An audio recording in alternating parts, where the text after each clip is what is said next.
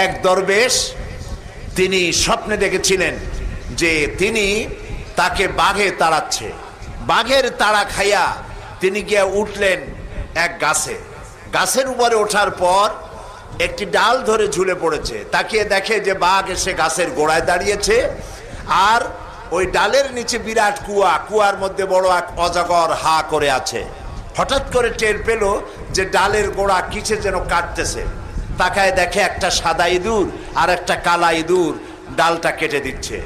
এই স্বপ্ন দেখে তার ঘুম ভেঙে গেল। তিনি ঘুমের থেকে জেগে আল্লাহর এক অলির কাছে গিয়ে জিজ্ঞেস করলেন, হুজুর আমি তো এরকম একটা স্বপ্ন দেখলাম, এই স্বপ্নটা কি? অলিউল্লাহ বললেন, দেখো এই স্বপ্নটা আসলে স্বপ্ন না, এটা বাস্তব।